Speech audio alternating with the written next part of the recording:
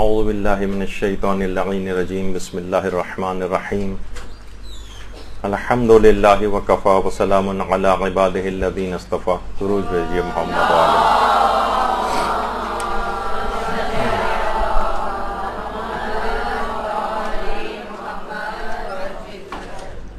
بہترین نماز کیسے پڑھیں، اس سلسلے کا درس نمبر 38، اور اس ہیڈنگ کے تحت مستحب نمازوں کے جو فقہی احکام بیان ہو رہے تھے اس سلسلے کا 7واں درس ہوگا، اور انشاءاللہ آج مستحب نمازوں کے فقہی احکام مکمل ہو جائیں گے.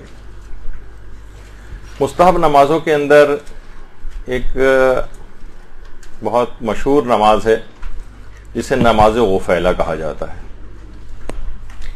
مستحب نمازوں کی فہرست میں اس کو لکھا جاتا ہے، اور یہ وہ نماز ہے کہ جو مغرب اور عشاء کے درمیان میں پڑھی جاتی ہے.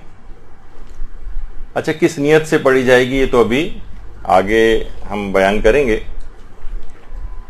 سب سے پہلے دماغوں میں خیال یہ آتا ہے کہ آخر اس جو لفظ غفیلہ ہے، یہ جو نام ہے اس نماز کا، اس کی وجہ تسمیہ کیا ہے، کیوں کہتے ہیں اس کو غفیلہ. دیکھیں، غفیلہ غفلت سے نکلا ہے، غفلت سے.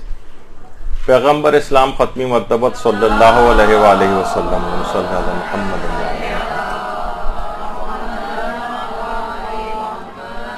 فرماتے ہیں کہ جب بھی کبھی وقت غفلت ہو تو 2 رکعت نماز پڑھ لو، چاہے اسے مختصر کر کے پڑھ لو. اور اس کی ایک تاریخ بھی ہے نماز غفیلہ کی، کہ رسول اللہ کے زمانے میں دیکھیں لوگوں کا طریقہ کار یہ تھا کہ مغرب کی نماز پڑھ کر لوگ اپنے اپنے گھروں کو چلے جاتے تھے، اور پھر نماز عشاء کو اس کے وقت فضیلت پر آ کر اکثر پڑھا کرتے تھے. کچھ لوگ ملا کر بھی پڑھتے تھے کیونکہ اس کی بھی اجازت ہے، لیکن کیونکہ ہر نماز کو اس کے وقت فضیلت میں پڑھنا زیادہ فضیلت کا حامل ہے تو لوگ نماز مغرب کو پڑھ کر گھر چلے جاتے تھے، اور پھر نماز عشاء کے لیے دوبارہ مسجد آیا کرتے تھے. اچھا، اب دیکھیے، نماز مغرب کو اگر وقت فضیلت پر اگر پڑھ لیا جائے، تقریباً آپ نے جب اس کے احکام بیان ہوئے تھے اوقات فضیلت کے تو اس میں بھی ہم نے یہ بات کہی تھی کہ عشاء کا وقت فضیلت تقریباً 51 منٹ کے بعد شروع ہوتا ہے مغرب کے اول وقت کی.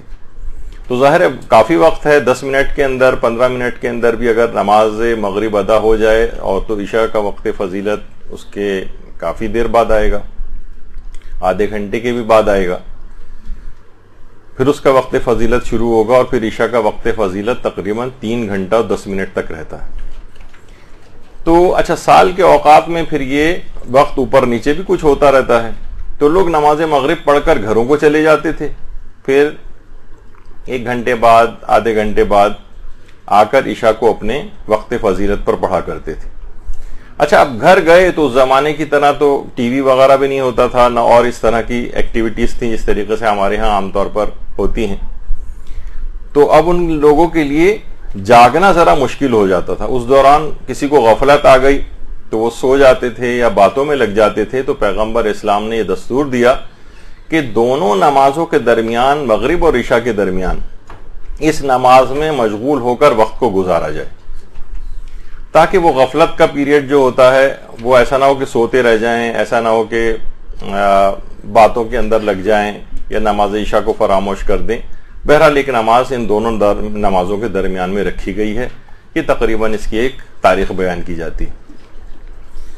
اچھا، اس سلسلے میں کئی احادیث ہیں نماز غفیلہ کی فضیلت کے سلسلے میں. اچھا، کچھ فضیلت کی روایات ایسی ہیں کہ جو مشہور تو بہت ہیں لیکن وہ بے اعتبار روایت ہیں. ان میں بعض تو بالکل بھی ثابت نہیں. مثلا ایک وہ روایت ہے کہ ایک دفعہ یزید نے جب ہمارے چوتھے امام زین العابدین علیہ الصلوۃ والسلام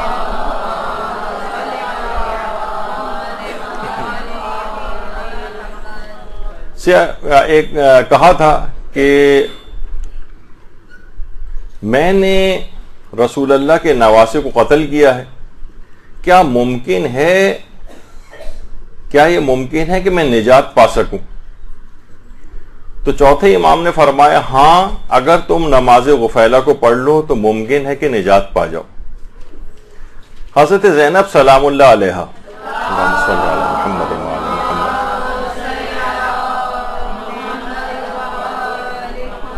انہوں نے امام سجاد سے فرمایا کہ بیٹا کیا آپ اپنے بابا کے قاتل کو معاف کرنا چاہتے ہیں، قاتل کو نجات دینا چاہتے ہیں؟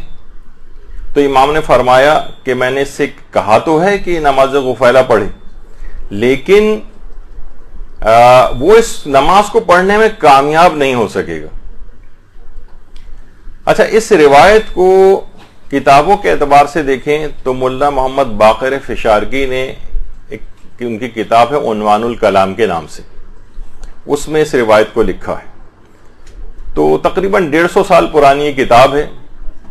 اس سے پہلے اس روایت کا تذکرہ، یعنی ہماری ابتدائی احادیث کی کتابوں کے اندر اس روایت کا کوئی تذکرہ موجود نہیں، اور یہ سمجھیں کہ 1100-1200 سال کے بعد یہ روایت جو ہے وہ آئی ہے۔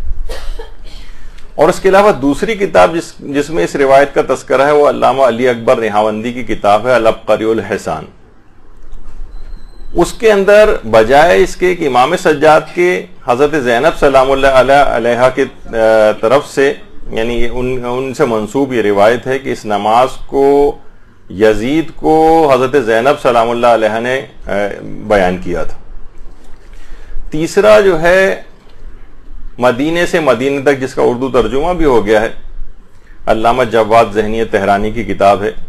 اس میں بھی ہے کہ یزید نے ایک دفعہ اپنے تمام جرائم کا اظہار کیا تھا اور اظہار ندامت کیا تھا، تو اس نے پوچھا تھا کہ کیا میرا گناہ معاف ہو سکتا ہے؟ تو امام سجاد نے فرمایا تھا تیرا گناہ بہت بڑا ہے اور یہ آسانی سے معاف نہیں ہوگا، تو نے رسول خدا کو، میرے والد کو اور میری والدہ کے دل کو دکھایا ہے۔ اور اس کے بعد امام نے یزید کے مظالم گنوائے۔ یزید روایت میں کہ سخت افسوس میں پڑ گیا، نادم ہوا، تو امام نے اس کو پھر نماز غفیلہ تعلیم کی، لیکن اس کو اپنے گناہوں کے بہت ہی بڑا ہونے کے سبب اس کو توفیق نہیں مل سکی، اور وہ اسی حالت کفر و الحاد و ارتداد میں ہی اس دنیا سے واصل جہنم ہو گیا۔ اب یہ 2-3 طرح کی روایات اس سلسلے میں۔ دیکھیے، سب سے پہلی بات تو یہ ہے کہ یہ روایت کیونکہ یہ بہت پڑھی جاتی ہے اور خواتین ذاکرات اس کو بہت پڑھتی ہیں، اس وجہ سے میں تھوڑا سا اس میں تفصیل میں جا رہا ہوں۔ پہلی بات تو یہ کہ سند کے اعتبار سے بالکل ناقابل اعتبار روایت ہے۔ ابتدائی کسی کتاب کے اندر، حدیثوں کی کسی کتابوں کے اندر، روایات کی کسی کتاب کے اندر اس کا تذکرہ نہیں ہے، اور تقریباً 1250 سال کے بعد یہ روایت اچانک سے کچھ کتابوں کے اندر آئی، یعنی اس کا کوئی سلسلہ سند نہیں۔ تو سند کے اعتبار سے بھی یہ روایت ناقابل اعتبار ہے، اور متن کے اعتبار سے بھی یہ روایت مخدوش ہے، یعنی اس کی کوئی ویلیو نہیں ہے۔ اس کے جو اگر مندرجات روایات کے دیکھیں آپ، یہ جو میں نے ابھی آپ کے سامنے روایت کو پڑھا ہے، تو اس کے اندر آپ دیکھیں گے کتنی چیزیں ایسی ہیں کہ جو کہ اسلام کی جو تعلیمات ہیں اس کے خلاف ہیں۔ دیکھیے، سب سے پہلی بات تو یہ ہے کہ آپ نے دیکھا ہوگا روایات کے اندر بھی یہ بات آئی ہے کہ سچی توبہ کے لیے کسی نماز کو پڑھنے کی کوئی شرط نہیں، یعنی اگر کوئی انسان حقیقتاً نادم ہو، پشیمان ہو اپنے گناہوں پر، تو کوئی اس کے لیے ضروری نہیں ہے کہ کوئی مخصوص نماز پڑھے گا تو اس کا گناہ معاف ہوگا۔ روایت کے اندر یہ بات آئی ہے، اصول کافی میں بھی ہے، دوسری جلد میں معتبر روایتیں ہیں کہ کفا بالندم توبتاً، یعنی ندامت کافی ہے کسی بھی گناہ کی توبہ کے لیے، اس کے لیے کسی نماز وغیرہ کو پڑھنے کی ضرورت نہیں۔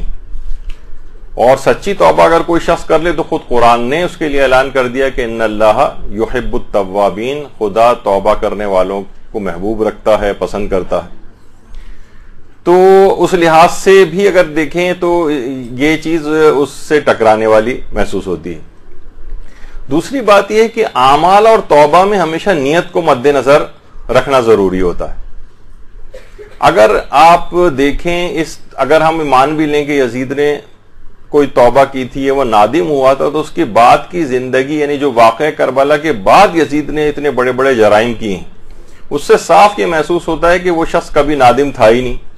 یزید کے بھیانک ترین جرائم موجود تھے، خانہ کعبہ کو آگ لگانا، مدینے کو تاراج کرنا، اور کتنے دنوں تک کے لیے مدینے کے لوگوں کی جان، مال و عزت و آبرو کو اپنی فوج کے لیے مباح قرار دے دینا، مسجد نبوی کو استبل میں تبدیل کر دینا۔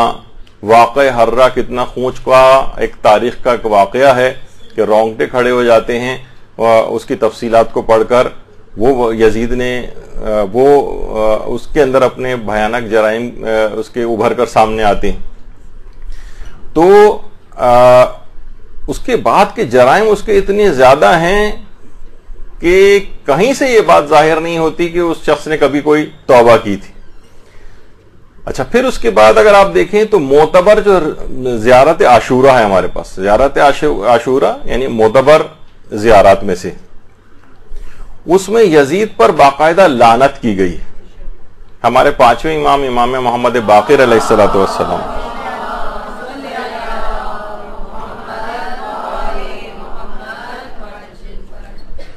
ان سے بھی اسی کی زیارت کے جملے ہیں کہ اللہم لعن یزید خامسا، پانچویں نمبر کے اوپر جو لعنت کی گئی ہے وہ یزید کے اوپر۔ اور یہ پانچویں امام کا دور تو چوتھے امام کے بعد تھا نا۔ اگر یزید توبہ کر چکا ہوتا، یہ یزید کوئی نادم ہوتا، تو امام کبھی بھی قیامت تک چلنے والی زیارت میں یزید کے اوپر لعنت کا حکم نہ فرماتے۔ تو اس کے معنی بھی یہ ہیں جو کہ اور صحیح ترین روایت، یہ تو اس روایت کا تو خیر کوئی سلسلہ سند بھی نہیں ہے، لیکن جو صحیح اور معتبر ترین ہمارے پاس جو زیارات ہیں اس کے اندر بھی یہ والی بات آئی ہے، اور یزید کے اوپر قیامت تک کے لیے لعن لکھ دی گئی۔ پھر علماء فرماتے ہیں کہ دیکھیے جرم اور اس کی سزا میں عدم تناسب ہے، یعنی اتنے بھیانک اس کے جرائم، کفر اور الحاد کے اتنے کام، اور اپنے اشعار کے اندر اس نے باقاعدہ اپنے کفر اور ارتداد کا اعلان بھی کیا تھا کہ نہ کوئی وحی آئی تھی، نہ کوئی جبریل آیا تھا، بلکہ بنو ہاشم نے ایک حکومت اور اقتدار کے لیے ایک ڈھونگ رچایا تھا۔ تو یزید کا کفر و الحاد تو ویسے ہی بالکل ثابت ہے، اور کہیں سے یہ ثابت نہیں ہوتا کہ اس نے توبہ کی تھی، وہ مصر رہا تھا اور ایک سے ایک بڑھ کر جرائم کیے تھے۔ فقط یعنی ایک نماز 2 منٹ کی پڑھ لینے سے یزید کے وہ تمام گناہ معاف ہو جائیں، یہ ممکن نہیں۔ تو اس سے بھی صاف یہ بات پتہ چلی کہ ایسا نہیں۔ اور اس حدیث کے اندر علماء فرماتے ہیں کہ چوتھے امام کی بھی توہین ہے، اور اس میں حضرت زینب سلام اللہ علیہا کی بھی توہین ہے۔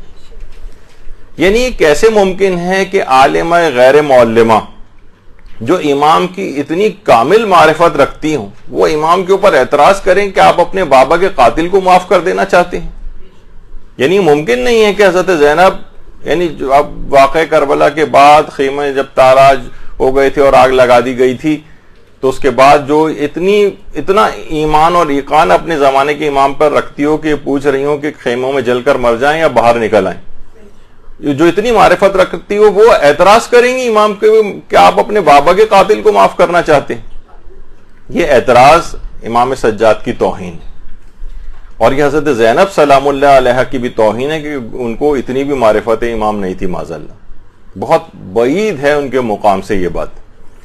اور پھر یہ کیسے ممکن ہے؟ اچھا اب دیکھیں چوتھے امام کی کیا توہین ہے اس کے اندر، اس روایت میں، کہ ایک شخص امام کے پاس آ رہا ہے، ان سے بخشش کا سوال کر رہا ہے، وہ نادم ہے، اور امام اس کو ایک ایسا کام بتائیں جو وہ کر ہی نہ سکے۔ اگر وہ واقعی شرمندہ تھا تو امام اسے واقعتاً کچھ ایسا بتانا چاہیے تھا کہ جس سے وہ نجات پا سکتا ہو۔ امام سے بہت بعید ہے کہ امام اسے ٹالنے والا طریقہ کار اختیار کریں اس کے لیے، اور ایک ناممکن کام اس کو بتا دیں۔ یہ امام کی شان سے بہت بعید ہے۔ دیکھیں کتنے واقعات کے اندر ہے کہ شیطان تک نے اپنا اظہار ندامت کیا تھا، تو پروردگار نے اس کو بھی بہت ساری چیزیں کہا تھا نا کہ ٹھیک ہے تم نے اس وقت آدم کو سجدے سے انکار کیا تھا، تو اب بھی تم قبر آدم پر جا کر سجدہ کر لو تو تمہیں معاف کر دوں گا۔ بہت سی روایات میں آئی یہ بات۔ اس نے کہا جب میرے سامنے آدم موجود تھے اس وقت میں نے ان کو سجدہ نہیں کیا، تو جب وہ مر چکے ہیں ان کی قبر پہ کیسے جا کر سجدہ کروں گا؟ تو مواقع ان لوگوں کو، شیطان تک کو مواقع ملے، لیکن وہ تو سیاہ دل، سیاہ کرتوت والے اور ان کو یہ توفیق ملنی بھی نہیں تھی، لیکن پروردگار کی طرف سے ایک آپشن تو تھا اور پروردگار نے اس کو دیا وہ آپشن۔ اسی طریقے سے امام کے لیے بہت بعید تھی یہ بات کہ امام اس کو کوئی ایسی چیز ٹالنے والی سی چیز بتاتے جو وہ کر ہی نہ سکتا تھا۔ یہ امام کی شان سے بہت بعید ہے، یہ امام کے مقام امامت سے بہت دور یہ بات محسوس ہوتی ہے، تو اس کے اندر بھی امام کے لحاظ سے توہین ہے۔ تو اگرچہ علماء اس کو پڑھتے ہیں اور اکثر ہم دیکھتے ہیں کہ جیسے آقا احمد مجتبی تہرانی نے بھی اپنے ایک درس کے اندر اس روایت کو بیان کیا، لیکن علماء کی تحقیق اس سلسلے میں یہی ہے کہ یہ روایت سند کے اعتبار سے بھی اور متن کے اعتبار دونوں اعتبارات سے یہ روایت مخدوش ہے۔ بہتر ہے ذاکرات اس روایت کو جو نماز غفیلہ کے سلسلے میں مجالس کے اندر بھی نہ پڑھیں۔ اچھا، اب نماز غفیلہ کو پڑھنے کا وقت کیا ہے؟ دیکھیے، نماز آپ سب کے علم ہے کہ نماز مغرب اور عشاء کے درمیان میں پڑھی جاتی، نماز مغرب اور عشاء کے درمیان میں۔ مغرب کی نماز پڑھی، اس کے فوراً بعد اس نماز کو پڑھ سکتے ہیں، اور اس کا وقت کب تک رہتا ہے، یعنی شروع ہونے کا ٹائم کیا ہے؟ ادھر نماز مغرب آپ نے ختم کی، اس کے فوراً بعد اس نماز کو پڑھ سکتے ہیں، مغرب اور عشاء کے درمیان کیونکہ پڑھنی ہوتی۔ کب تک اس کا وقت رہے گا؟ اس کے لیے ایک اصطلاح استعمال ہوتی ہے، ذہاب حمرہ مغربیہ، یعنی مغرب کی طرف جو ایک آسمان پر ایک سرخی ہوتی ہے، جب وہ ختم ہو جائے، یعنی جس وقت مکمل آسمان سیاہ پڑ جاتا ہے، اس وقت تک اس کا وقت رہتا ہے۔ یعنی جو کہ نماز عشاء کا وقت فضیلت جب شروع ہوتا ہے، جو کہ میں نے کہا کہ نماز مغرب کے اول وقت سے لے کر 51 منٹ تک کا یہ وقت ہوتا ہے، یعنی اس 51 منٹ کے درمیان میں نماز غفیلہ کا وقت رہتا ہے، نماز غفیلہ کا۔ تو نماز مغرب اور عشاء کے درمیان میں پڑھی جائے گی، اور ذہاب حمرہ مغربیہ یعنی مغرب کی طرف کی جو سرخی جب وہ بالکل ختم ہو جائے گی تو اس نماز کا وقت بھی ختم ہو جائے گا، جبکہ عشاء کا اول فضیلت کا وقت شروع ہوگا۔ اچھا، اب ایک سوال یہ ہوتا ہے، اکثر لوگ بھی یہ پوچھتے ہیں کہ کیا نماز مغرب اور عشاء پڑھنے کے بعد ہم نماز غفیلہ پڑھ سکتے ہیں؟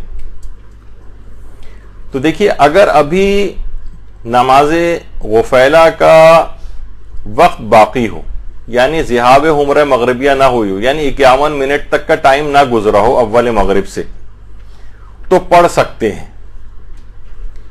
البتہ اس صورت میں جبکہ نماز مغرب و عشاء پڑھ چکی ہوں اور ابھی 51 منٹ کا وقت گزرا نہ ہو، تو آپ پڑھ سکتی ہیں اس کے بعد بھی نماز غفیلہ۔ البتہ بعض علماء یہ فرماتے ہیں کہ پھر اس نماز کو ادا اور قضا کی نیت کے بغیر پڑھا جائے۔ یعنی دیکھیے، اگر مغربین کی نماز ہے، مثلا جیسی اول وقت ہوا آپ نے نماز مغرب پڑھی، تھوڑی سی تعقیبات پڑھی، اس کے بعد فوراً بعد عشاء پڑھ لی، تو 15 منٹ کے اندر آپ فارغ ہو گئیں دونوں نمازیں پڑھنے کے بعد۔ اس کے بعد آپ غفیلہ پڑھ سکتی ہیں، کیونکہ ابھی 51 منٹ تک پہنچنے میں کافی وقت باقی ہے۔ البتہ بہتر یہی ہے کہ اس کی وجہ سے دونوں نمازوں کو الگ کریں، یعنی مغرب اور عشاء کے درمیان میں اس نماز کو پڑھیں، لیکن بہرحال ایک آپشن کے طور پر آپ کے پاس ہے کہ جب تک اس کا وقت باقی ہے تب تک اس نماز کو پڑھا جا سکتا ہے۔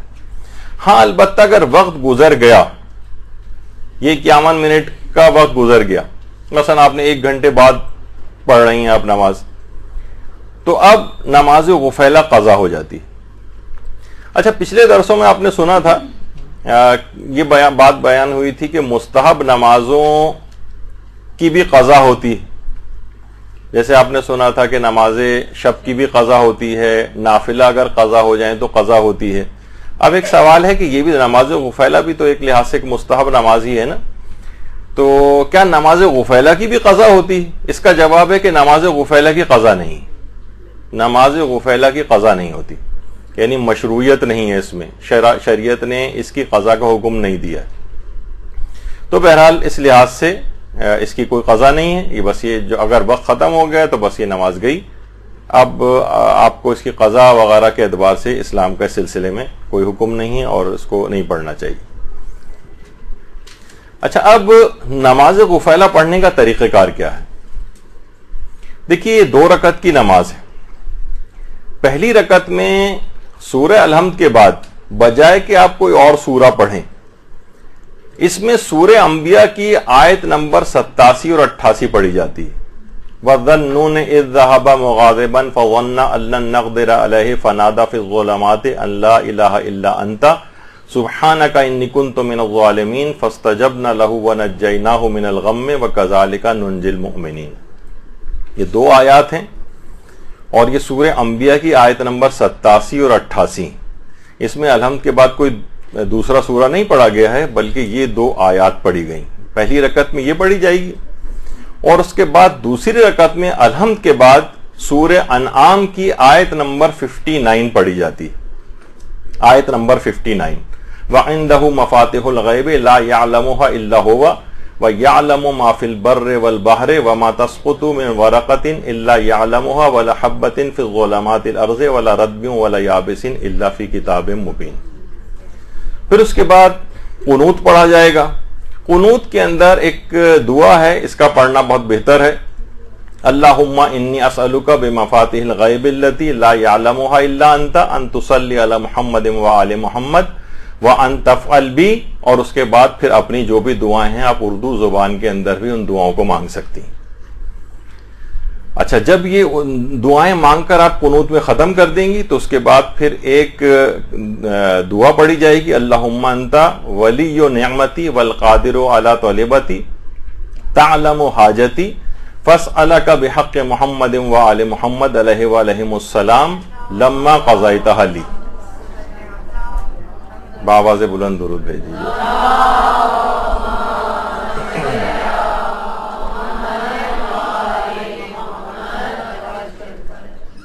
تو اس طرح سے اس کے بعد پھر رکوع سجدہ تشہد سلام، اس طرح سے نماز ختم. یعنی دونوں رکعت میں الحمد کے بعد پہلی رکعت میں تو سورہ انبیاء کی آیت نمبر 87 اور 88 پڑھنی ہے اور دوسری رکعت میں الحمد کے بعد سورہ انعام کی آیت نمبر 59 پڑھنی ہے. اور قنوت کے اندر ایک مخصوص دعا ہے. اگر کسی کو یہ آیات چلیں ابھی آگے چل کر یہ چیز بھی بیان ہو جائے گی کہ اگر کسی کو مثلا یہ قنوت کے اندر جو مخصوص دعا ہے یہ اگر یاد نہ ہو تو قنوت میں ہاتھ میں کسی کاغذ پہ لے کر یہ کتاب کو ہاتھ میں اٹھا کر بھی اس دعا کو پڑھا جا سکتا ہے. اور اسی طریقے سے اگر یہ آیات بھی کسی کو یاد نہیں ہے تو وہ ہاتھ میں کاغذ پر یا سامنے کہیں لکھ کے رکھ لیا جائے اور اس کی طرف دیکھ کر ان آیات کو پڑھ لیا جائے تو اس میں بھی کوئی حرج کی بات نہیں. اچھا، تھوڑا سا آپ کے سامنے ایک ویسا ایک آئیڈیا ہو جائے کہ اس نماز کو کیسے پڑھا جاتا ہے تو آپ کو وہ دکھا دیتے ہیں. اچھا، اس کے اندر یہ ہے کہ بیٹھ کر اس نماز کو پڑھا جا رہا ہے کیونکہ بیٹھ کے بھی پڑھ سکتے ہیں، کھڑے ہو کر بھی پڑھ سکتے ہیں. تو بیٹھ کے اس نماز کو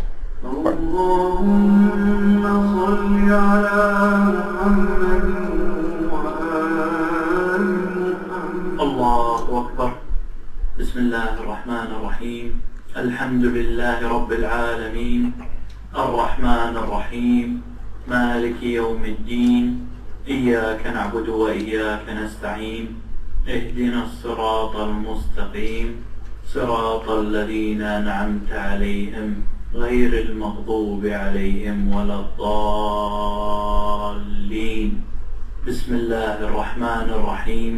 وذا النون إذ ذهب مغاضبا فظن أن لن نقدر عليه فنادى في الظلمات أن لا إله إلا أنت سبحانك إني كنت من الظالمين فاستجبنا له ونجيناه من الغم وكذلك ننجي المؤمنين.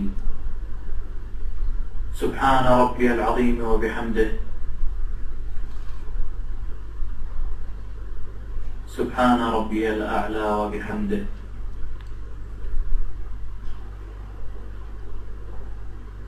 سبحان ربي الأعلى وبحمده. بسم الله الرحمن الرحيم. الحمد لله رب العالمين الرحمن الرحيم مالك يوم الدين إياك نعبد وإياك نستعين اهدنا الصراط المستقيم صراط الذين أنعمت عليهم غير المغضوب عليهم ولا الضالين. بسم الله الرحمن الرحيم. وعنده مفاتح الغيب لا يعلمها إلا هو ويعلم ما في البر والبحر وما تسقط من ورقة إلا يعلمها ولا حبة في ظلمات الأرض ولا رطب ولا يابس إلا في كتاب مبين. اللهم إني أسألك بمفاتح الغيب التي لا يعلمها إلا أنت أن تصلي على محمد وآل محمد وأن تفعل بما أنت أهله. اللهم أنت ولي نعمتي والقادر على طلبتي تعلم حاجتي فأسألك بحق محمد وآله عليه وعليكم السلام لما قضيتها لي. سبحان ربي العظيم وبحمده سبحان ربي الأعلى وبحمده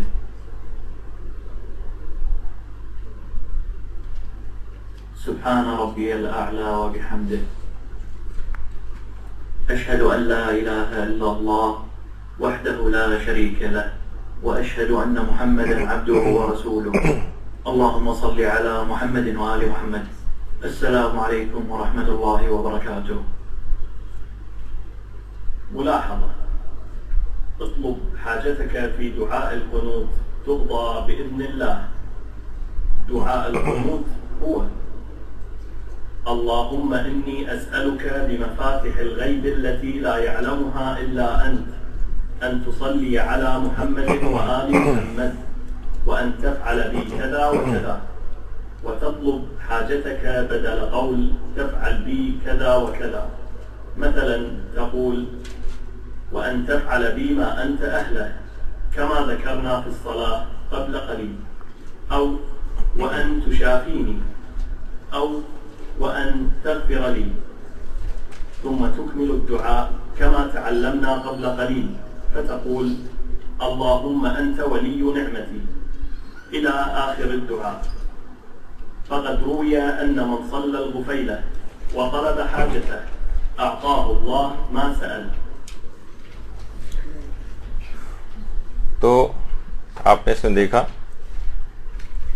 کہ اس دعا کو پڑھنے کے بعد روایت میں یہ بات آئی ہے کہ جو بھی دعا مانگے گا وہ ضرور پروردگار عالم قبول فرمائے گا.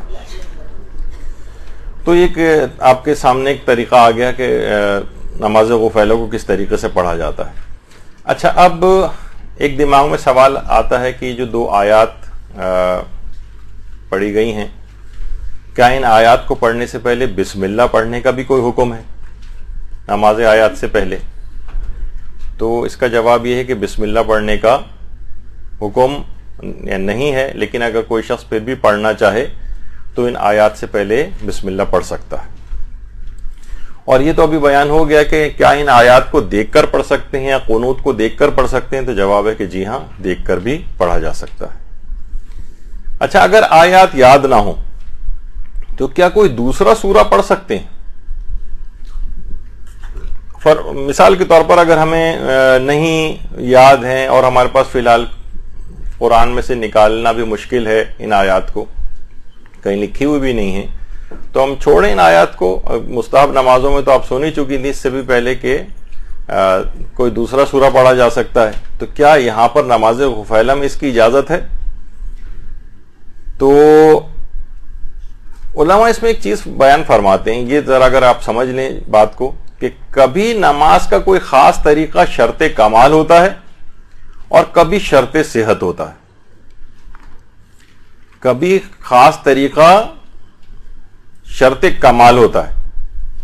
مثلا نماز شب ہے، اس میں آپ نے سنا تھا، جیسے ہم نے جب نماز شفع کا طریقہ بیان کیا تھا تو اس میں 2 رکعت کی نماز شفع ہوتی ہے. اس میں پہلی رکعت میں الحمد کے بعد مستحب ہے کہ سورہ ناس پڑھی جائے اور دوسری رکعت میں الحمد کے بعد سورہ فلق پڑھی جائے.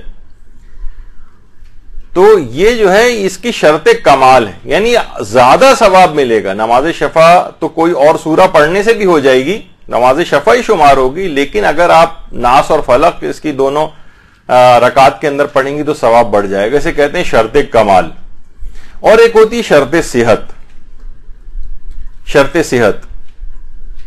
مثلا نماز وحشت کے اندر پہلی رکعت میں الحمد کے بعد آیت الکرسی پڑھنا اور دوسری رکعت میں الحمد کے بعد 10 دفعہ سورہ قدر پڑھنا، یہ شرط صحت نماز ہے.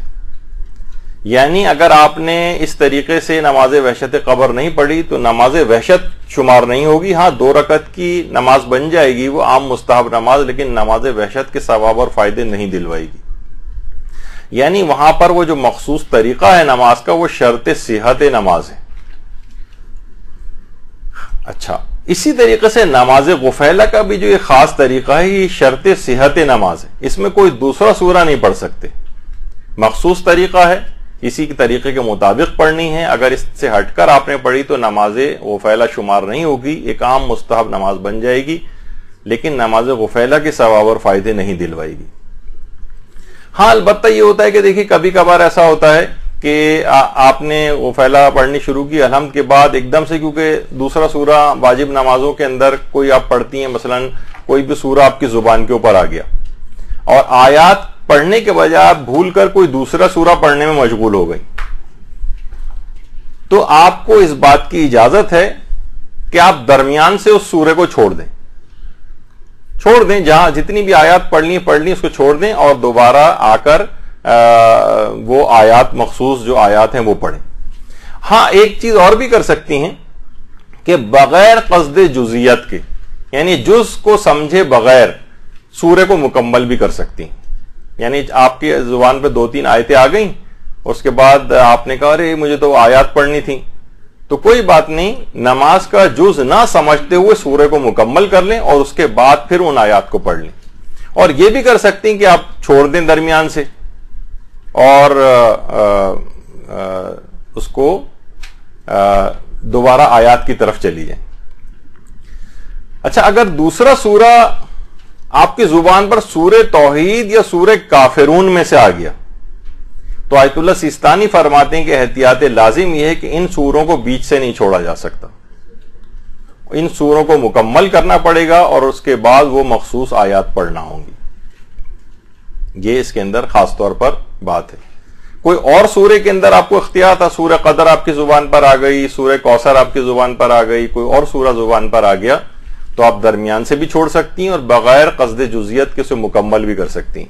لیکن اگر سورہ توحید یا کافرون میں سے کوئی غلطی سے زبان پر آ گیا تو احتیاط لازم ہے کہ اس کو مکمل کرنا پڑے گا اور اس کے بعد ان آیات کو پڑھنا ہوگا.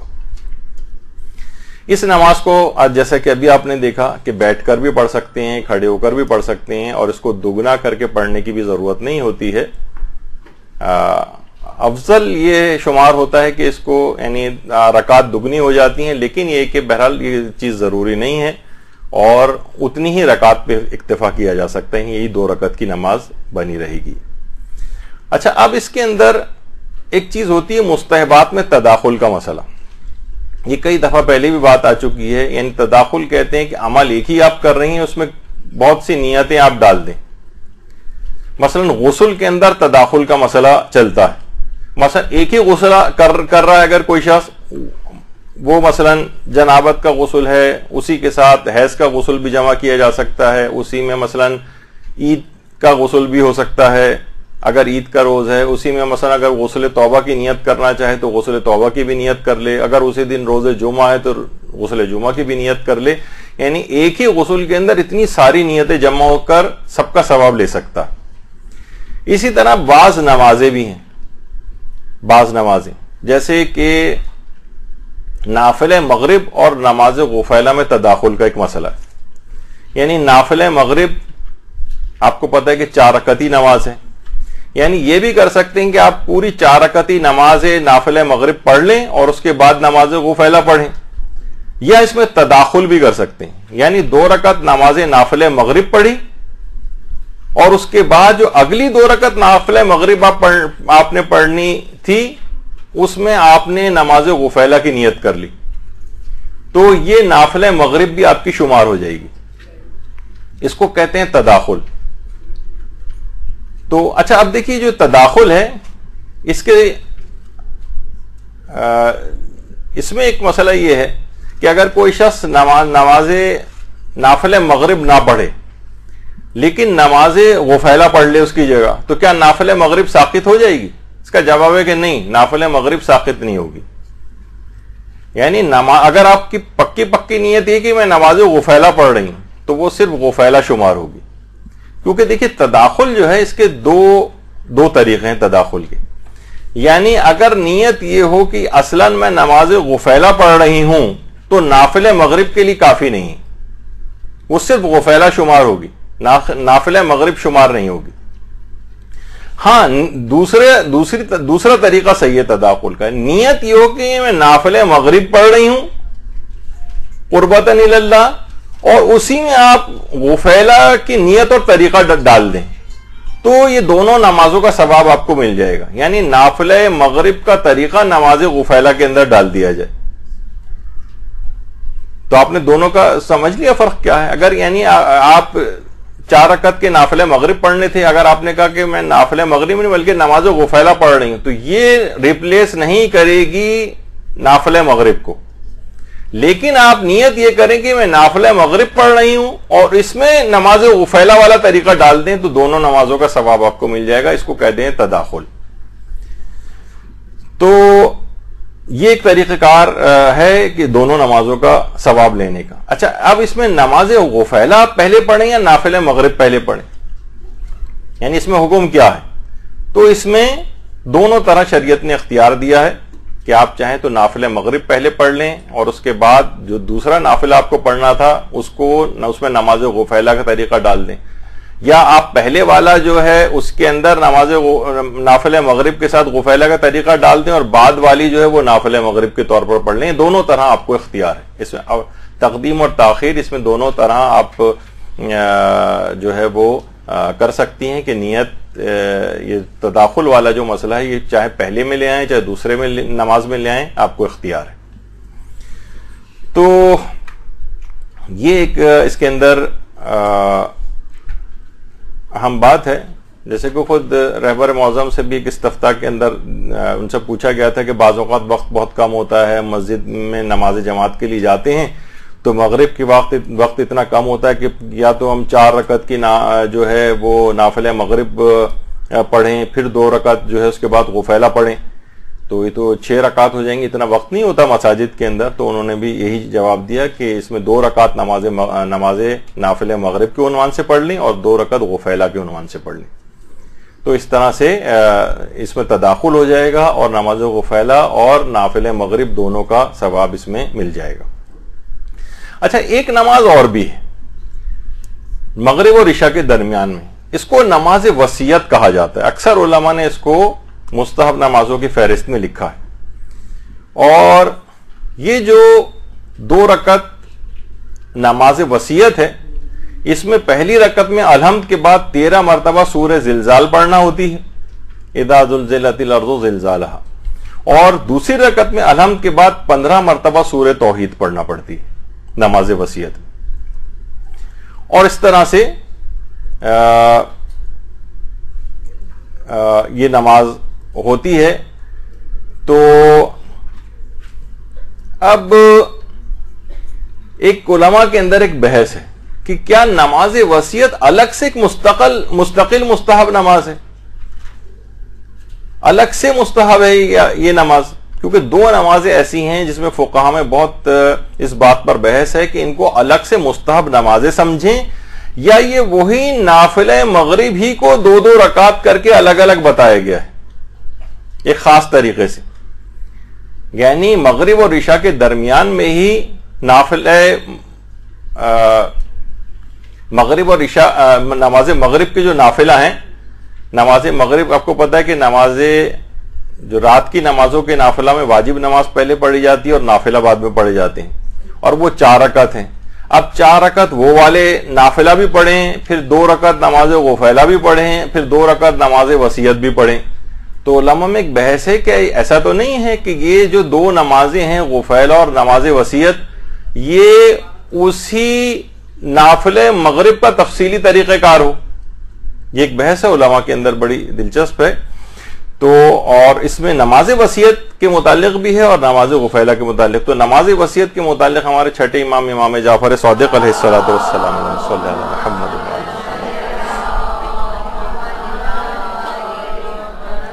نہیں یہ بات فرمائی ہے کہ پیغمبر اسلام نے بات ارشاد فرمائی اوصیکم، میں تم سب کو وصیت کرتا ہوں کہ مغرب و عشاء کے درمیان 2 رکعت نماز پڑھو، جس میں الحمد کے بعد 13 مرتبہ زلزال اور پہلی رکعت میں، اور دوسری رکعت میں الحمد کے بعد 15 مرتبہ سورہ توحید پڑھو. کیونکہ یہ حدیث اوصیکم سے شروع ہوتی ہے، میں تم کو وصیت کرتا ہوں، اس وجہ سے اس کا نام پڑ گیا نماز وصیت. پیغمبر اسلام نے پوری امت کو یہ وصیت کی اور اس کا وقت بھی بتایا کہ بین المغرب والعشاء، مغرب اور عشاء کے درمیان میں اس کو پڑھنا ہے. اب یہ وہی بحث ہو گئی علماء کے اندر کی، وہی نافل مغرب ہی ہے کہ 2 رکعت غفیلہ پڑھ لی جائے اور نماز وصیت 2 رکعت الگ سے وہ بھی پڑھ لی جائے، تو اس طرح سے مل کر یہ 4 رکعتیں ہو کر جو ہے وہ نافل مغرب بن جائیں گی. یا یہ کہ الگ سے مستحب نماز ہے، یعنی کیا نماز وصیت الگ سے ایک مستقل نماز ہے مستحب، یا نافل مغرب ہی کا تفصیلی طریقہ کار ہے نافل مغرب کا. تو آیت اللہ خوئی اور آیت اللہ سیستانی یہ بات بیان فرماتے کہ نماز وصیت کا الگ سے مستحب ہونا ثابت نہیں، یہ وہی نافل مغرب ہے، اسے یا تو فجر کے طریقے سے پڑھ لیا جائے یا نماز وصیت کا جو مخصوص طریقہ ابھی آپ نے سنا اس طریقے سے پڑھ لیا جائے، الگ سے اس کا کوئی مستحب نماز ہونا ثابت نہیں. تو نافل مغرب کی جو 4 رکعتیں ہیں اس میں اس کو پڑھا جائے، اور اگر کوئی نماز وصیت الگ سے بھی اگر کوئی شخص اسے پڑھنا چاہے تو پڑھ سکتا ہے، لیکن آیت اللہ سیستانی کے نزدیک اس نماز کا الگ سے مستحب ہونا ثابت نہیں. اچھا، اب یہی بحث نماز غفیلہ کے متعلق بھی ہے کہ کیا نماز غفیلہ نافل مغرب ہی ہے یا الگ سے کوئی مستقل مستحب نماز ہے. تو یا یہ کہ پیغمبر اسلام نے اسی نافل مغرب کو الگ طریقہ کار سے غفیلہ کے طور پر اس کو بتایا ہے تاکہ اس کو پڑھنے میں ذرا زیادہ وقت لگے اور غفلت میں انسان سوتا نہ رہ جائے. تو نماز غفیلہ کا ایک مستحب نماز ہے. آیت اللہ خوئی، آیت اللہ سیستانی، آیت اللہ وحید خراسانی فرماتے ہیں کہ قول مشہور یہ ہے کہ نماز غفیلہ مغرب و عشاء کے درمیان ایک مستحب نماز ہے. اچھا، یہاں یہ بات اور بتا دی جائے، یہ بات کو سمجھنے کے لحاظ سے جو اصطلاحات توضیح مسائل ہیں اس میں اکثر لوگ بہت بحث کرتے ہیں کیونکہ ایک اصطلاح کو سمجھا ہوا نہیں ہوتا. جب مجتہد یہ بات کہے کہ قول مشہور یہ ہے کہ مثلا قول مشہور ہے کہ فلاں چیز مستحب ہے، اس کے معنی یہ ہے کہ مجتہد یہ کہہ رہا ہے کہ میرا نظریہ یہ نہیں ہے. یہ فقہا میں زیادہ مشہور قول رہا ہے دیگر فقہا میں، لیکن میں اس کو نہیں مانتا ہوں کہ معنی یہ نہیں کہ وہ اس کے بالکل اینٹی اور خلاف ہیں. جیسے یہی ہے کہ قول مشہور یہ ہے کہ نماز غفیلہ مغرب و عشاء کے درمیان ایک مستحب نماز ہے، قول مشہور یہ. تو اس کے معنی یہ ہے کہ مجتہد کا یہ اپنا نظریہ نہیں. مثلا جیسے کہ آیت اللہ سیستانی کا یہ نظریہ ہے کہ سیاہ لباس میں پہننے میں کوئی کراہیت نہیں، نہ نماز میں کوئی کراہیت ہے، نہ عام زندگی میں سیاہ لباس پہننے میں کوئی کراہیت ہے، مکروہ نہیں. لیکن لوگ اچھا جب یہ سن لیتے ہیں تو لوگ فوراً توضیح المسائل لے کر آتے ہیں. اس میں لکھا ہوا ہے کہ علماء کا نظریہ یہ ہے یا قول مشہور یہ ہے کہ سیاہ نمازی کا جو لباس، جو مکروہات نمازی کے لباس کے لکھے ہوئے اس میں ایک لکھا ہوا ہے سیاہ لباس میں نماز پڑھنا. یہ دیکھیے لکھا ہوا تو ہے، لیکن اس سے پہلے کی چیزیں وہ لوگ نہیں پڑھتے کہ فقہا یہ بات فرماتے ہیں. فقہا یہ فرماتے ہیں یا قول مشہور یہ ہے، اس کے معنی یہ ہوتے ہیں کہ مشہور نظریہ رہا ہے لیکن میرا نظریہ نہیں، یعنی مجتہد یہ کہنا چاہ رہا ہے. تو اس لحاظ سے آیت اللہ سیستانی کے نزدیک بھی سیاہ لباس کی کوئی کراہیت نہیں ہے، نہ عام زندگی میں کوئی کراہیت ہے، نہ نماز میں کوئی کراہیت ہے، بلکہ عزائے امام میں پہننا اس کو افضل بھی قرار دیا گیا ہے.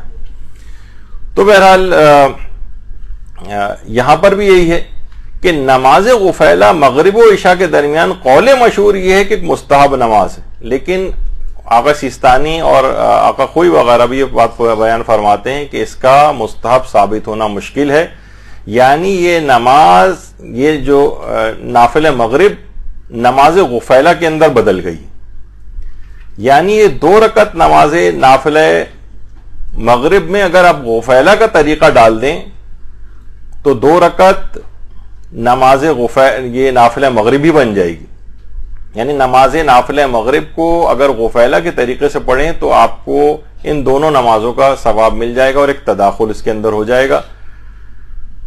اور لیکن کچھ علماء ایسے بھی ہیں جیسے امام خمینی یا مثلا آیت اللہ اسحاق فیاض، وہ یہ بات بیان فرماتے ہیں کہ نافلہ مغرب الگ سے ایک مستحب نماز ہے اور غفیلہ بالکل ایک الگ سے مستحب نماز ہے. لیکن آغا سیستانی اس کو الگ سے ایک مستحب نماز نہیں سمجھتے. تو یعنی اگر کوئی شخص غفیلہ کی 2 رکعت نماز پڑھ لے تو وہ نافلہ مغرب کی 4 رکعت میں سے 2 رکعت کو مائنس کر سکتا ہے. یعنی اس نے نافلہ مغرب پڑھ لی 2 رکعت، اس کے بعد اگلی جو 2 رکعت نافلہ مغرب اور پڑھنی تھی تاکہ 4 ہو جائیں، اس میں نماز غفیلہ کی نیت کر کے غفیلہ کے طریقے پہ اس کو پڑھ لے تو پھر نافلہ مغرب الگ سے اس کو پڑھنے کی ضرورت نہیں ہوگی اور تداخل ہو جائے گا. تو بہرحال یہ علماء کے ایک نظریہ آپ کے سامنے رہے کہ بہرحال آیت اللہ سیستانی اس کو الگ سے ایک مستقل مستحب نماز نہیں سمجھتے ہیں، بلکہ وہی نافلہ مغرب ہی کا ایک طریقہ کار سمجھتے ہیں، ایک تفصیلی طریقہ جو اس کو بھی آپ کہہ لیں. اچھا، اب اس اختلاف کی دیکھیے وجہ کیا ہے. آقا سیستانی کیوں کہتے ہیں اور امام خمینی ایسا کیوں کہتے تھے؟ امام خمینی کہتے ہیں الگ سے مستحب نماز ہے، آقا سیستانی کہتے ہیں نہیں الگ سے مستحب نماز نہیں ہے. تو آقا سیستانی کا ایک نظریہ ہے کہ مستحب کی دلیلوں کے لیے بھی یہ چیز ہے کہ اس کے لیے معتبر دلیل ہونی چاہیے اور روایت کا بالکل ثابت شدہ ہونا چاہیے. تو وہ اس لحاظ سے اگر اس میں کہیں بھی سند کے اعتبار سے کوئی کمی رہ جاتی ہے تو آقا سیستانی اس کو یعنی اعتبار کی جو شرائط ان کے نزدیک ہیں، اگر ان میں سے اگر کوئی کسی چیز کی کمی ہو اس کے اندر تو پھر وہ اس کو مستحب نہیں کہیں گے. لیکن امام خمینی وہ کہتے تھے مستحبات کی روایات کے اندر اتنا سخت معیار نہیں، اگر اس کے اندر کچھ تھوڑی بہت کمی بھی ہے مستحب کسی چیز کے مستحب ہونے کے اعتبار سے تو اس کو بھی مستحب سمجھ لیں گے اور اس میں ایک تسامح کا ایک نظریہ جو ہے وہ چل جاتا ہے. تو یہاں پر اصل میں اس لحاظ سے یہ ایک بات کی گئی. تو نماز غفیلہ اور نماز وصیت جو ہے الگ سے ایک مستحب نماز نہیں ہے، اور نماز غفیلہ کی تقریباً تمام احادیث ہی ضعیف ہیں اور کچھ تو بالکل بھی ثابت نہیں ہے، جیسے کہ چوتھے امام اور یزید ملعون والی جو روایت ہے. تو جو علماء نماز غفیلہ کے استحباب کے قائل ہیں ان کے نزدیک بھی ثابت نہیں ہے، البتہ کیونکہ مستحب کی دلیلوں میں تسامح چل جاتا ہے اس بنا پر وہ کہتے ہیں کہ اس کو مستحب سمجھ لیا جائے. البتہ یہ نماز بہت یہ نہیں کہ آپ یہ آپ کے لیے اصلا نہیں تھا، تو کہ علمی قسم میں بات آ گئی تھی، ورنہ نماز غفیلہ اس کے تمام مسائل طریقہ کار تمام آیت اللہ سیستانی نے بھی اپنی کتابوں کے اندر اور سب مراجع نے لکھے ہیں. تو اس نماز کا ثواب بہت ہے، اس نماز کے فوائد بہت ہیں، خاص طور پر یہ کہ کبیرہ گناہوں کو یہ نماز غفیلہ معاف کرواتی ہے، کبیرہ گناہوں کو، اور مشکل ترین حاجات جو بظاہر بڑی ناممکن نظر آ رہی ہوں ان حاجات کو یہ نماز قبول کرواتی.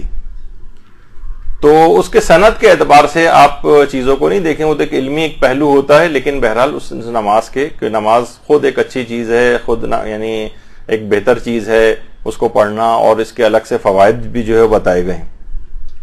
اور ایک چیز اور بھی اس میں بتا دی جائے کہ کیا نماز غفیلہ رواتب میں سے، دیکھیے رواتب کہتے ہیں جو کنٹینیوس روزانہ جو ایک استمرار کے ساتھ چیز کی جاتی، جیسے نوافل یومیہ ہیں ان کو رواتب کہتے ہیں، یہ روزانہ ہی ہر نماز کے ساتھ پڑھنے. اور اسی طرح سے نماز شب ہے یہ بھی رواتب میں سے، لیکن نماز غفیلہ جو ہے وہ رواتب میں سے نہیں، نماز غفیلہ کو رواتب میں سے شمار نہیں کیا گیا ہے. تو نماز غفیلہ کے لحاظ سے تقریباً تمام مسائل مکمل ہو گئے ہیں. البتہ پچھلے کیونکہ مستحب نمازیں کے احکام ہم بیان کر رہے تھے تو اس میں چند ایک چھوٹے چھوٹے مسئلے کچھ باقی رہ گئے تھے، ان کو بھی دیکھ لیتے ہیں. ایک سوال یہ کہ مستحب نمازیں کہاں پڑھنا بہتر ہے؟ مثلا گھر میں ان کا پڑھنا زیادہ بہتر ہے یا ان کا مسجد میں پڑھنا جو ہے وہ زیادہ بہتر ہے؟ عام طور پر مشہور لوگوں میں یہی ہے کہ نوافل گھر پر پڑھے جائیں، واجب نمازیں یا فرض نمازیں مسجد میں جا کر پڑھی جائیں۔ ویسے تو اختیار ہے، گھر میں بھی پڑھ سکتے ہیں، مسجد میں بھی پڑھ سکتے ہیں۔ البتہ آیت اللہ سیستانی اور دیگر مجتہدین یہ فرماتے ہیں کہ نوافل کا بھی مسجد ہی میں پڑھنا مطلق طور پر افضل ہے۔ البتہ اس بات کی مراعات کا یعنی خیال رکھنا ضروری ہے کہ ممکن ہو تو اس بات کا اعلان کرتے ہوئے نہ پڑھیں، یعنی ذرا چھپا کر پڑھیں، پتہ نہ چلے کہ آپ یہ نوافل یعنی جس طرح اعلان ہوتا ہے کہ میں بھی ذرا یہ پڑھ لوں، ذرا اظہار کر رہے ہیں لوگوں کے سامنے، یہ نہ کیا جائے۔ تو چھپا کر پڑھنے کے معنی یہ نہیں کہ اس کو گھر میں کسی کونے والے کمرے کے اندر جا کر پڑھیں، مسجد ہی میں پڑھنا مطلق طور پر افضل ہے، البتہ اس کا اعلان نہ کرتے پھریں۔ اور یہ آداب میں سے بھی ایک ہے، اور نمازوں کے اصلاً نوافل کے بہت سارے آداب بھی ہیں۔ آیت اللہ سیستانی سے جب بھی پوچھا گیا تھا کہ آپ آداب نماز کے لحاظ سے ایک استفتاء میں انہوں نے کہا کہ شیخ بہائی کی جو کتاب مفتاح الفلاح ہے اس کی طرف آیت اللہ سیستانی نے رہنمائی کی ہے کہ اگر مستحب نمازوں کے آداب دیکھنے ہوں تو مفتاح الفلاح شیخ بہائی اس کتاب کے اندر ملاحظہ کریں۔ اس کا بہرحال ابھی تک کوئی اردو ترجمہ نہیں ہوا ہے۔ اچھا، اب مسئلہ یہ کہ عورت کے لیے نمازیں پڑھنا کہاں بہتر ہے،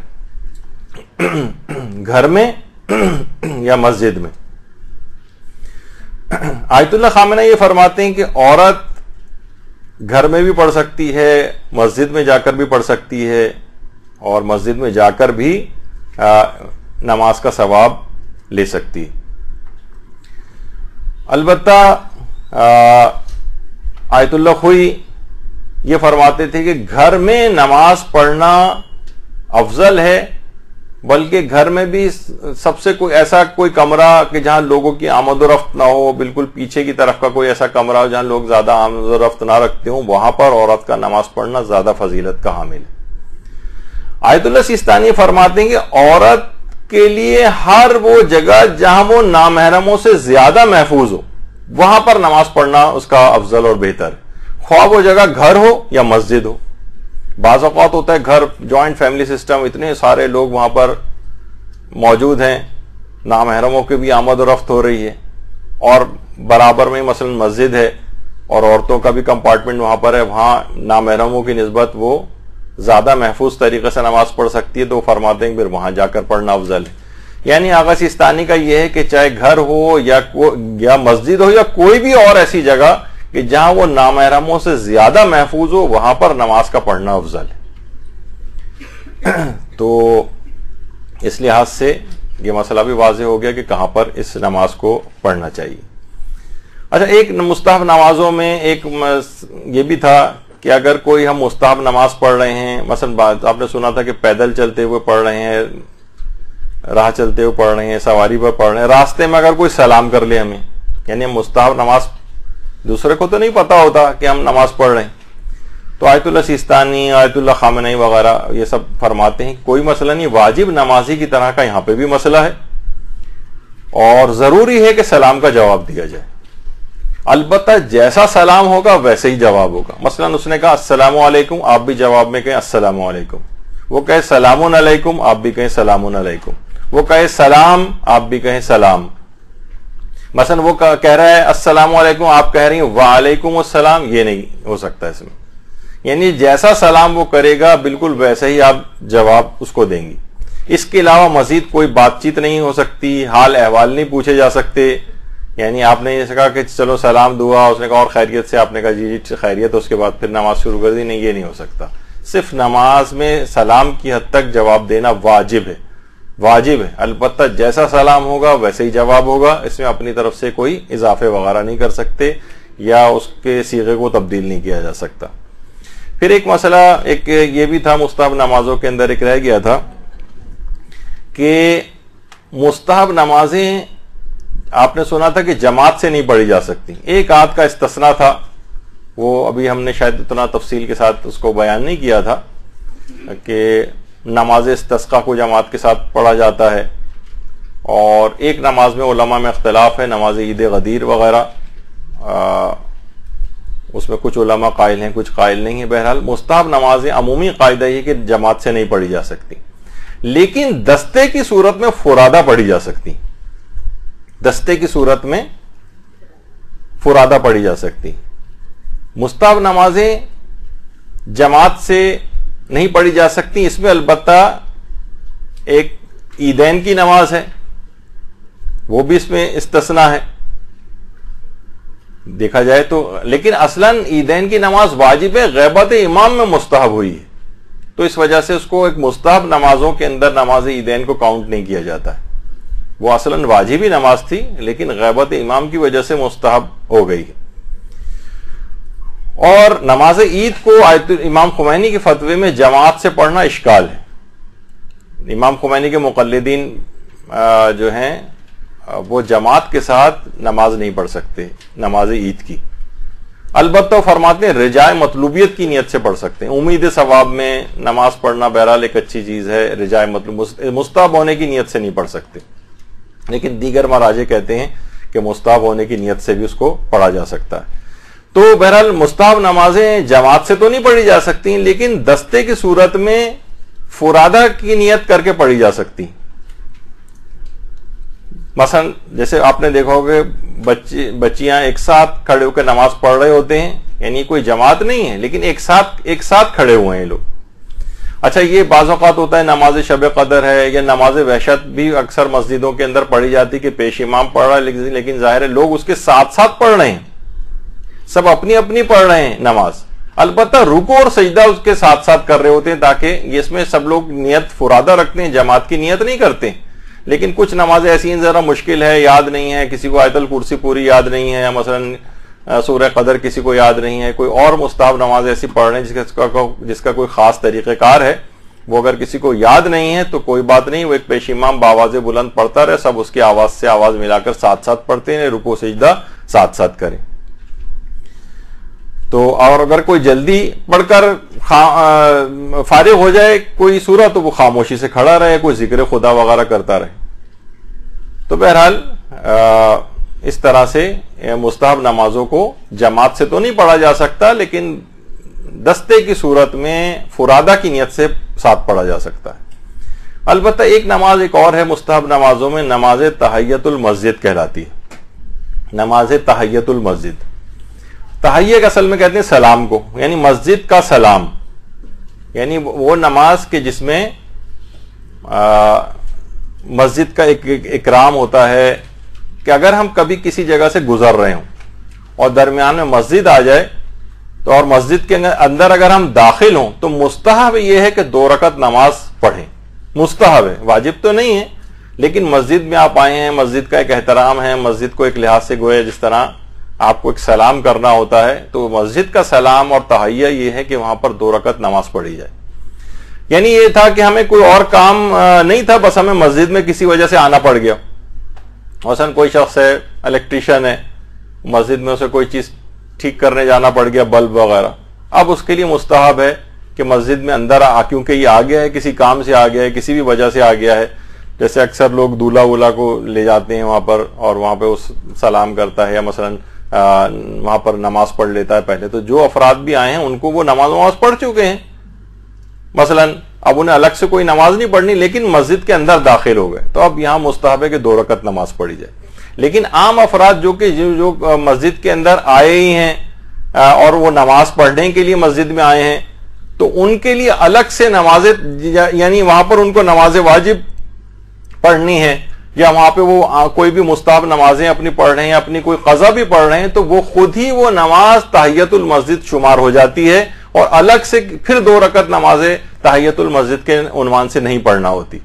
یعنی یہ تب ہے کہ جب آپ کو کوئی نماز نہیں پڑھنا ہے وہاں پر کسی بھی وجہ سے، کسی بھی کام سے یا کوئی اور ایسی وجہ لاحق ہو گئی کہ جس کی وجہ سے آپ کو کوئی ایسا کام پڑ گیا، مسجد میں جانا پڑ گیا، اندر مسجد میں داخل ہونا پڑ. اچھا، مسجد سے مراد جو جگہ مسجد کے عنوان سے وقف ہو. ایک ہوتا ہے جیسے مسجد ہے، اس کے باہر کا پورا احاطہ ہے، میدان ہے اور امام بارگاہ وغیرہ بنی ہوئی ہے، ایک 4 دیواری ہے، لیکن وہ مسجد ابھی شمار نہیں ہوئی. مسجد کے اندر جب داخل ہوں گے تب اس کا استحباب شروع ہوتا ہے، اور وہ بڑا ایریا جو 4 دیواری کے اندر ہوتا ہے کہ جو کہ مسجد کے عنوان سے وقف نہیں ہوتا ہے، وہاں اس وقت اس کا استحباب نہیں آئے گا. یہ مسجد کے اندر داخل ہونے کے بعد اس کا استحباب آتا ہے. لیکن اگر کوئی بھی نماز واجب یا مستحب نماز اگر آپ نے پڑھ لی ہے مسجد کے اندر تو پھر الگ سے 2 رکعت نماز تحیۃ المسجد کے عنوان سے نہیں پڑھی جائے گی. اچھا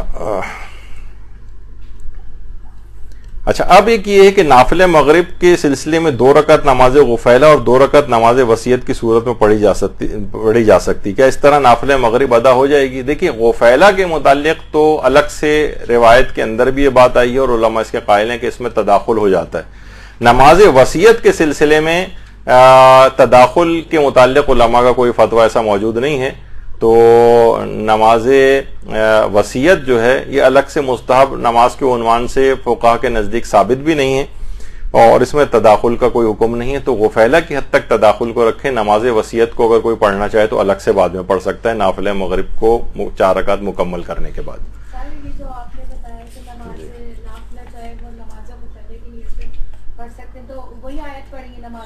جی ہاں غفیلہ پڑھنے کے لیے ہمیشہ یہی ہوگا کہ آیت وہی جو آیات ہیں اس کے اندر وہی پڑھنا ہوں گی تب یہ غفیلہ شمار ہوگی.